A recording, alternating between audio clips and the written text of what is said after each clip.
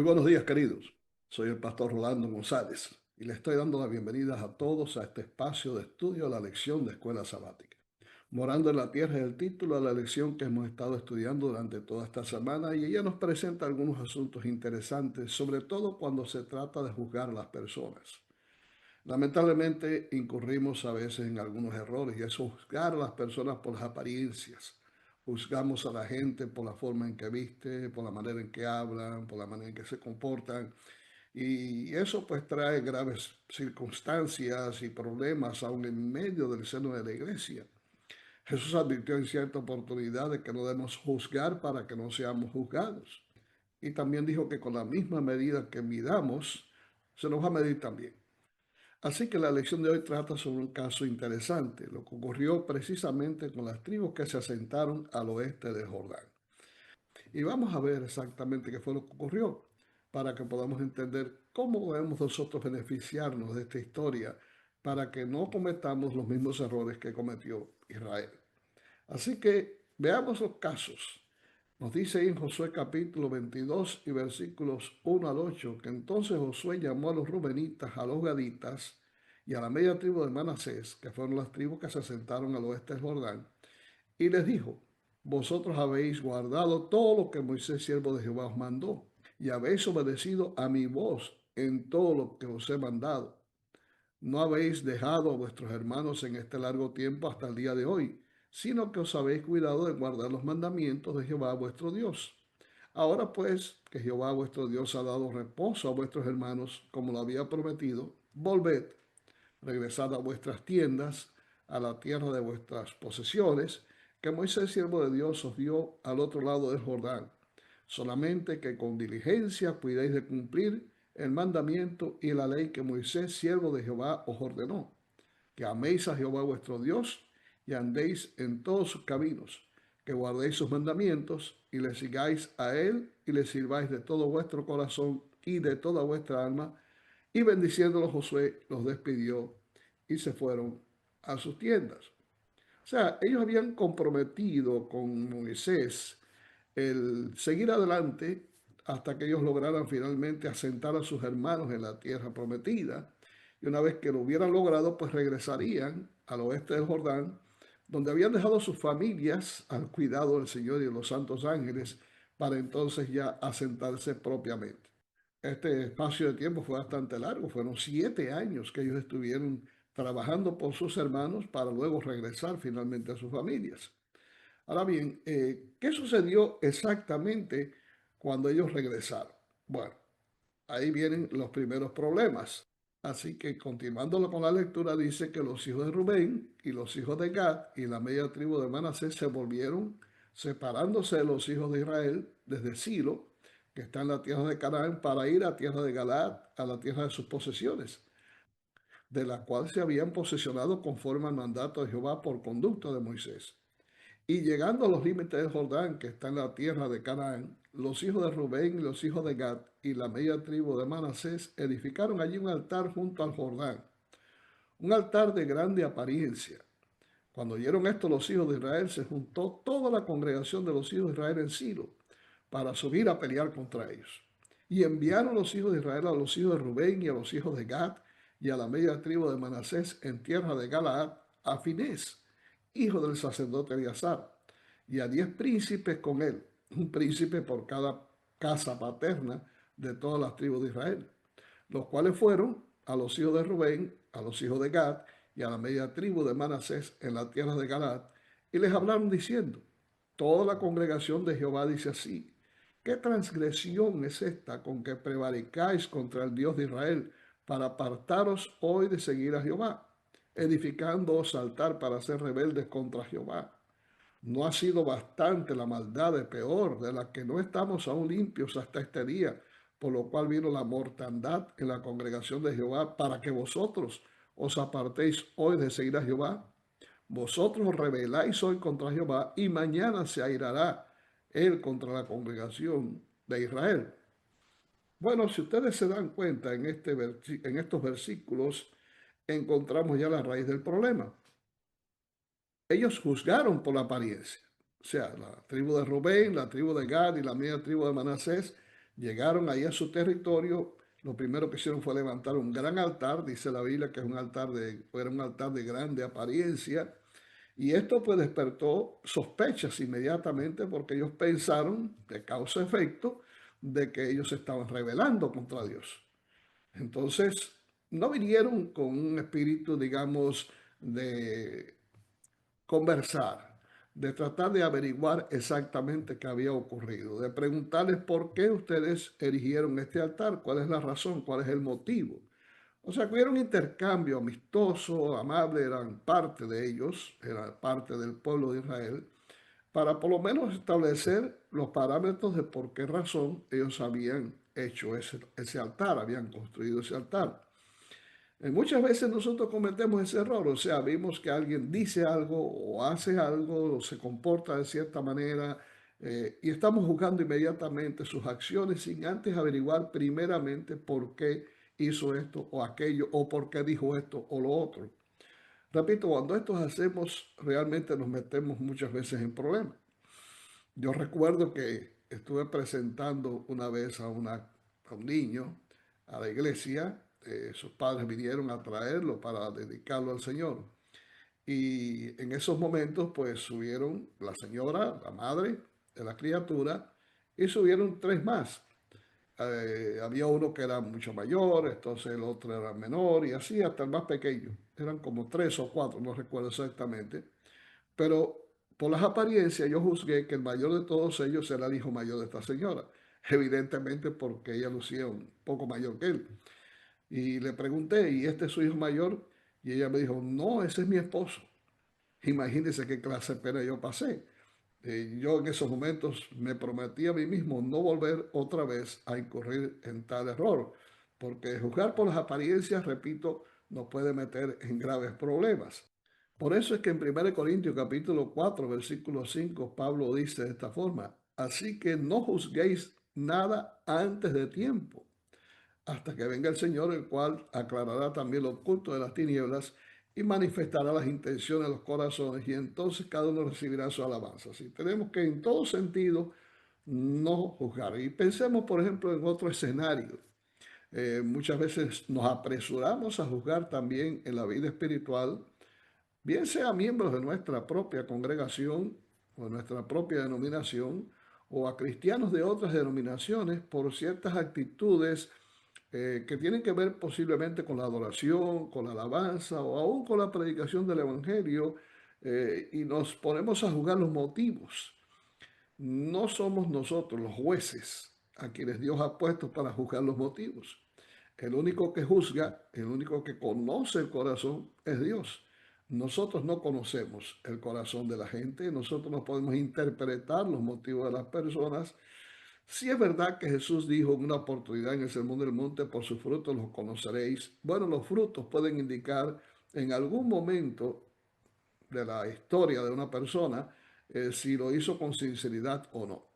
Pero es mejor para mantenernos en un cerco de protección, dejar las cosas a Dios y no ponernos a juzgar los motivos, porque, repito, podemos buscarnos problemas serios. Ahora, ¿por qué los israelitas eligieron a Finés como delegado para enviarlo a resolver ese problema? En número 25 dice que moraba Israel en Sitín. Aquí nos menciona una historia que había ocurrido tiempos atrás. Y dice que el pueblo empezó a fornicar con las hijas de Moab, las cuales invitaban al pueblo a los sacrificios de sus dioses y el pueblo comió. Y se inclinó a sus dioses. Así acudió el pueblo a Baal Peor, es el caso que mencionaron ellos, precisamente, y el furor de Jehová se encendió contra Israel. Y Jehová dijo a Moisés, toma a todos los príncipes del pueblo y ahórcalos ante Jehová delante del sol, y el ardor de la ira de Jehová se apartará de Israel. Entonces Moisés dijo a los jueces de Israel, matad cada uno a aquellos de los vuestros que se han juntado con Baal Peor. A grandes males, grandes remedios. Y aquí un varón de los hijos de Israel vino y trajo una madianita a sus hermanos a ojos de Moisés y de toda la congregación de los hijos de Israel. Vaya, este es el colmo del descaro. ¿Por qué? Porque evidentemente si la cosa se estaba poniendo seria, ¿cómo a este hombre se le ocurrió traer una madianita delante de los ojos de todo el mundo?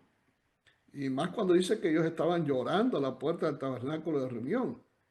Y dice, lo vio Finés, hijo de Eleazar, hijo del sacerdote Aarón, y se levantó de en medio de la congregación y tomó una lanza en su mano y fue tras el varón de Israel a la tienda y los alanceó a ambos, al varón de Israel y a la mujer por su vientre.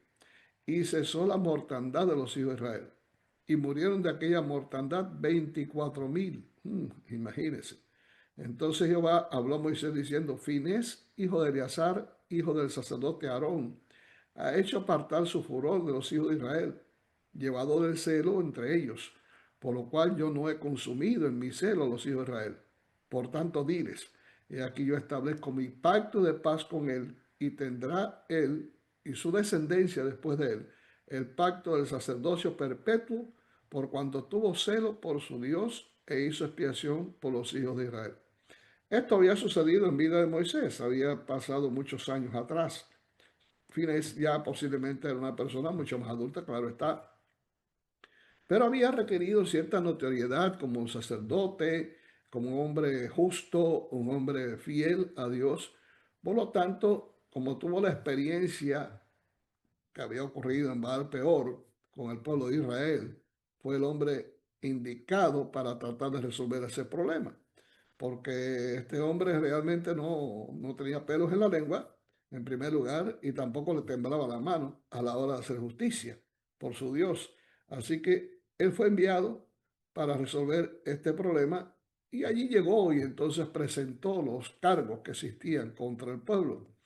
Ahora fíjense qué es lo interesante, la respuesta que dieron estas tribus orientales a la acusación que le hizo Finés en aquella ocasión. Dice que entonces los hijos de Rubén y los hijos de Gad y la media tribu de Manasés respondieron y dijeron a los cabezas de los millares de Israel, Jehová Dios de los dioses, Jehová Dios de los dioses, Él sabe y hace saber a Israel si fue por rebelión o por prevaricación contra Jehová, no nos salve hoy. Si nos hemos edificado altar para volvernos de en pos de Jehová, o para sacrificar holocausto u ofrenda, o para ofrecer sobre él ofrendas de paz, el mismo Jehová nos lo demande. Lo hicimos más bien por temor de que mañana vuestros hijos digan a nuestros hijos, ¿qué tenéis vosotros con Jehová, Dios de Israel? Jehová ha puesto por lindero el Jordán entre nosotros y vosotros, oh hijos de Rubén e hijos de Gad. No tenéis vosotros parte en Jehová. Y así vuestros hijos harían que nuestros hijos dejasen de temer a Jehová. Por esto dijimos, edifiquemos ahora un altar, no para holocausto ni para sacrificio, sino para que sea un testimonio entre nosotros y vosotros, y entre los que vendrán después de nosotros, de que podemos hacer el servicio de Jehová delante de él con nuestros holocaustos, con nuestros sacrificios y con nuestra ofrenda de paz. Y no digan mañana vuestros hijos a los nuestros, vosotros no tenéis parte en Jehová. Nunca tal acontezca que nos rebelemos contra Jehová o que nos apartemos hoy de seguir a Jehová, edificando altar para holocaustos, para ofrenda o para sacrificio, además del altar de Jehová, nuestro Dios, que está delante de su tabernáculo. Con esta respuesta, indudablemente, los hijos de Israel pudieron entender de que se habían extralimitado y habían ido un poco más allá de lo que debían haberlo hecho. Me imagino que Finés en aquel instante pensó, caray, debía haber primero preguntado las razones por las cuales hicieron este altar, no que ahora estoy pasando esta vergüenza delante de todo el pueblo. Pero tomemos algunas lecciones importantes. ¿Cuántas veces juzgamos a nuestros hermanos sencillamente porque toman actitudes en la forma de adorar a Dios y los estamos etiquetando como adoradores falsos o fanáticos? Tenemos que cuidarnos mucho de eso. Mire, Jesús en cierta oportunidad iba con sus discípulos y uno de ellos le comentó algo importante. Le dijo, vimos un hombre que estaba predicando en tu nombre, estaba echando fuera demonios y se lo prohibimos porque no anda con nosotros. Y Jesús en aquel momento le dijo, no se lo prohibáis, porque el que no es contra nosotros, por nosotros es. Y creo que esto es una cosa muy importante que debemos tener en cuenta.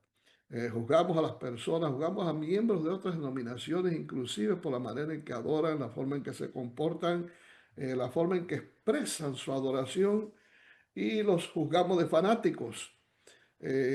Repito lo que dije al principio, el hecho de juzgar las intenciones, eso solamente le pertenece a Dios, porque ni tú ni yo conocemos el corazón de la gente, ni los motivos que impulsan una cosa u otra. Engañoso el corazón, dice la Biblia, ¿no? ¿Quién lo puede conocer? Solamente Dios es el único que puede conocer. Así que la tribu de Rubén, la tribu de Gad y la media tribu de Manasés dieron una respuesta sólida y una respuesta inteligente.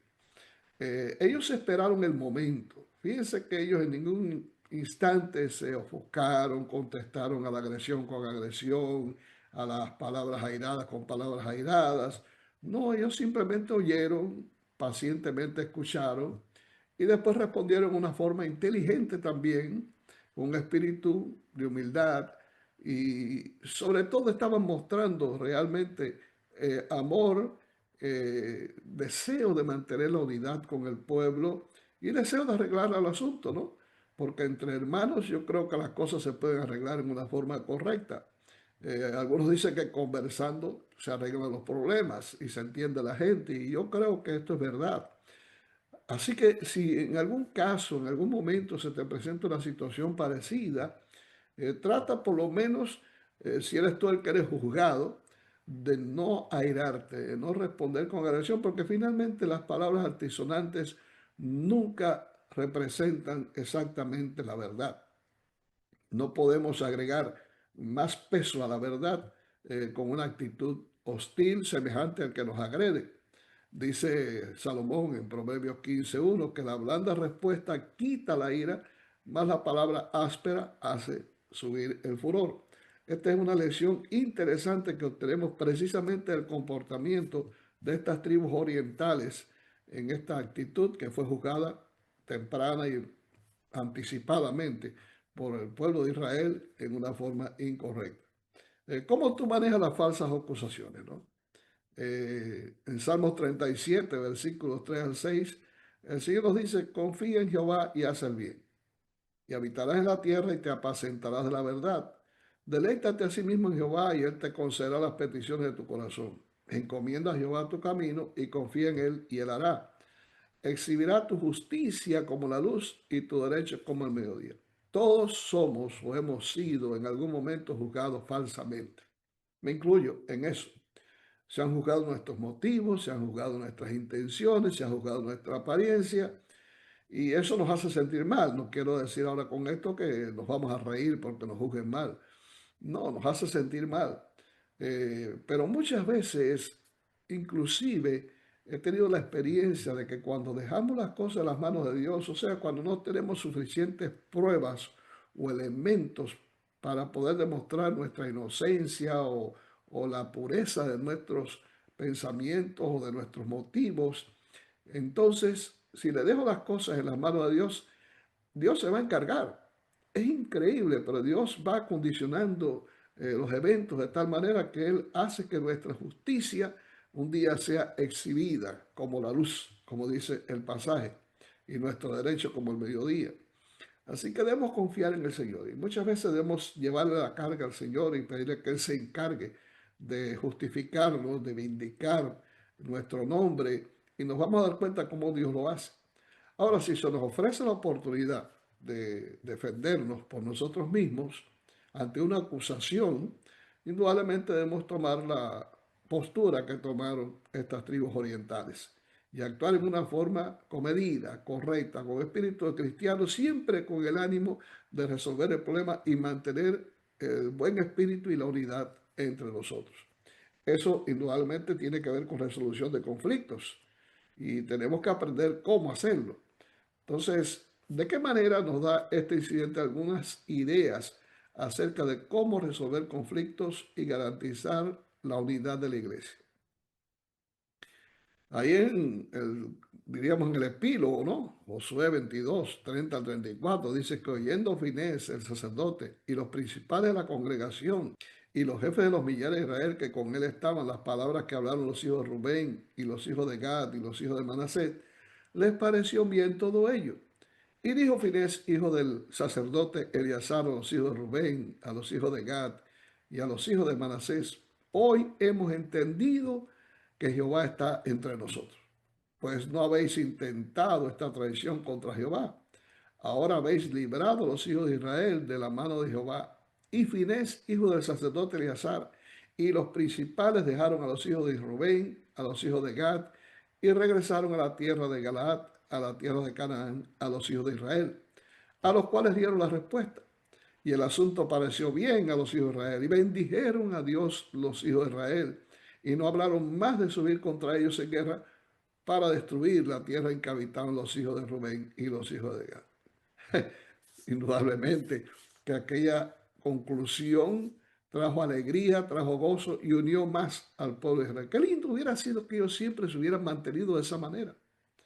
El interés de respetar el nombre de Dios, de adorar a Dios, de ser fieles al Señor. Y hubieran trabajado por la unidad del pueblo en prosecución de un solo fin, un solo propósito, que Israel llegara a ser la luz de las naciones, como era el plan de Dios, un pueblo de sacerdotes escogidos por Dios para que prepararan el camino para el Mesías. Decía el salmista: mirad cuán bueno y cuán delicioso es habitar los hermanos juntos en armonía. Es como el buen óleo sobre la cabeza, el cual desciende sobre la barba de Aarón, y baja hasta el borde de sus vestiduras, como el rocío de Hermón, que desciende sobre los montes de Sión, porque allí envía Jehová bendición y hay vida eterna. O sea, cuando vivimos en armonía, cuando vivimos unidos en un propósito que es la adoración a Dios y la preparación de nuestras vidas para el reino eterno, hay bendición del Señor. En una iglesia, en una familia donde hay conflictos, donde hay desunión, la bendición de Dios está ausente. Es por eso que Satanás está tratando constantemente de traer problemas al seno del hogar, traer problemas al seno de la iglesia con estas cosas, con malos entendidos, con falsas acusaciones, con el dedo que juzga. Y todo esto contribuye precisamente a que existe un mal ambiente que aleja a los ángeles del Señor y donde el Espíritu de Dios no está presente, porque donde está el Espíritu de Dios hay unidad. Permitamos al Espíritu Santo que entre en nuestra vida, que saque de nosotros las malas intenciones, los malos pensamientos, juzgar apresuradamente, y tratemos de vivir una vida como Jesús nos mostró. Jesús no juzgaba a nadie, Jesús no criticaba a nadie, Jesús se compadecía de la gente, trataba de vivir en armonía con los demás, de promediar para que hubiera buenas relaciones entre unos y otros. Y debemos seguir al máximo el ejemplo de Jesús. Jesús en una oportunidad oró inclusive en el aposento alto, fue el epílogo de aquella reunión que tuvieron cuando estableció el rito de Santa Cena. Él oró por la unidad de la iglesia. Dijo el Señor en esa oración: mas no ruego solamente por esto, sino también por los que han de creer en mí por la palabra de ellos, para que todos sean uno, como tú, oh Padre, en mí y yo en ti, que también ellos sean uno en nosotros, para que el mundo crea que tú me enviaste. La gloria que me diste, yo les he dado para que sean uno, así como nosotros somos uno. Está hablando de su carácter. Gloria de Dios en la Biblia es el carácter de Dios. Para poder mantener la unidad, para poder ser una sola cosa, tenemos que tener el carácter de Dios. Y solamente eso se consigue permitiendo que el Espíritu Santo nos transforme. Jesús dijo: yo en ellos y tú en mí, para que sean perfectos en unidad, para que el mundo conozca que tú me enviaste y que los has amado a ellos como también a mí me has amado. O sea, si Jesús habita en el corazón mediante su Espíritu, vamos a comportarnos en una forma correcta, vamos a vivir como cristianos fieles y va a haber una buena relación entre los hermanos y vamos a experimentar la unidad. A veces escucho a muchos en los cultos de oración, por ejemplo, decir: pastor, oremos por la unidad. Y no está mal eso, pero más que orar por la unidad, tenemos que trabajar por la unidad. O sea, no es solamente orar, porque si oramos por la unidad, pero nos mantenemos nosotros siempre en una actitud tal como se mantuvo el pueblo de Israel al este del Jordán, indudablemente vamos a crear problemas. Ahora, si permitimos que el Espíritu Santo nos transforme, que el Espíritu Santo saque de nosotros todos los sinsabores, malas intenciones, malos pensamientos, el estar juzgando indebidamente a los demás. Entonces, si vamos a trabajar todos por la unidad, y Dios va a hacer que mediante su Espíritu haya unidad en la iglesia. Primera de Pedro capítulo 3 versículo 8 al 9, el apóstol decía: finalmente sed todos de un mismo sentir, compasivos, amando fraternalmente, misericordiosos, amigables, no devolviendo mal por mal, ni maldición por maldición, sino por el contrario, bendiciendo, sabiendo que fuisteis llamados para que heredaseis bendición. ¿Cuántas cosas podemos obtener? ¿Qué lecciones podemos obtener de este estudio de hoy? La historia de Josué 22 contiene varios principios acerca de la comunicación provechosa que pueden aplicarse a las relaciones humanas cotidianas en la familia, la iglesia y la comunidad. El primer principio que podemos aprender es que cuando las cosas van mal o parecen ir mal, lo mejor es comunicarse en lugar de reprimir nuestras observaciones hasta que exploten. Así que, como dije hace un momento, ¿no? Conversando se arreglan los problemas, conversando se entiende la gente. No reprimamos las emociones, sencillamente saquemos fuera aquello que nos preocupa, bien sea con la esposa, bien sea con los hijos, bien sea en la iglesia, en el lugar que te encuentres o la situación que se presente, con la persona que se presente o personas que se presenten. Hablemos cordialmente, indaguemos primero, presentemos lo que nos afecta para que entonces logremos una solución al problema. Así que ese es el primer principio. El segundo, aunque uno esté convencido de que está en lo cierto, no hay que extraer conclusiones precipitadas. Cuando nos precipitamos en tomar decisiones por causa de conceptos o por causa de prejuicios o porque pienso que esto es así, nos metemos en problemas. Recuerdo la historia que conté de la presentación del niño. Así que no te metas en problemas innecesariamente. Dale espacio al tiempo para que puedas saber exactamente cuáles son los motivos. Porque el tiempo a veces, cuando uno permite que el tiempo transcurra y uno puede conversar con la gente, uno se da cuenta exactamente de si es correcto lo que estamos pensando o no. Número 3, es necesario hablar de los problemas reales o percibidos antes de actuar según las propias conclusiones. Así que primero conversar, primero tratar en una forma amigable el asunto, saber cómo piensa la otra persona, saber por qué sucedió esto o aquello. Eso nos va a ahorrar, realmente se los digo, eso nos va a ahorrar conflictos y nos va a ahorrar muchos dolores de cabeza. El número 4 es: se debe estar dispuesto a hacer un sacrificio para lograr la unidad. Muchas veces vamos a tener que nosotros ceder. Muchas veces vamos a tener que hacer como estas tribus orientales, callarnos la boca, esperar que la gente hable o que la gente actúe para entonces nosotros responder en una forma correcta. Y esto de dominar ese potro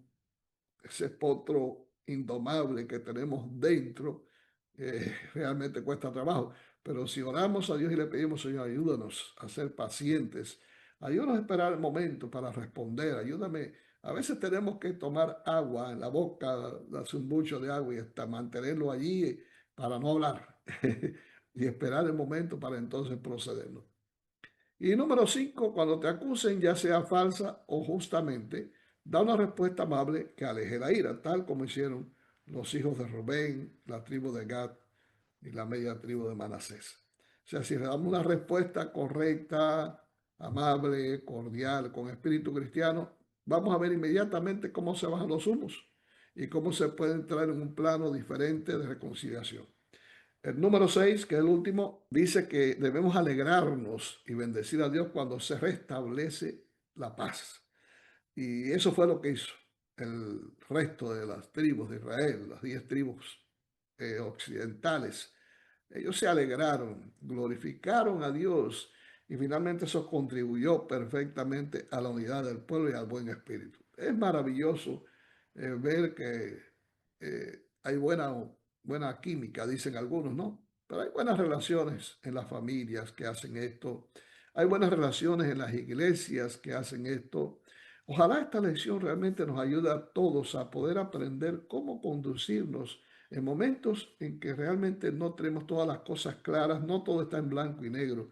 Y podemos conducirnos tomando este ejemplo para que las cosas marchen bien en nuestra congregación, en nuestra familia, en cualquier ambiente en que nos encontremos. Dice la sierva de Dios en Patriarcas y Profetas, página 558, aun cuando se los acuse falsamente, los que están en lo justo pueden permitirse tener calma y ser considerados. Dios conoce todo lo que los hombres no entienden o interpretan mal, y con toda confianza podemos entregarle nuestro caso. Él vindicará la causa de los que depositan su confianza en Él tan seguramente como sacó a la luz la culpa de Acán. Los que son movidos por el Espíritu de Cristo poseerán la caridad, que todo lo soporta y es benigna. Linda declaración para concluir el estudio de nuestra lección en este día. Que Dios te bendiga y que tengas unas felices Navidades en mi deseo de oración. Nos vemos la próxima.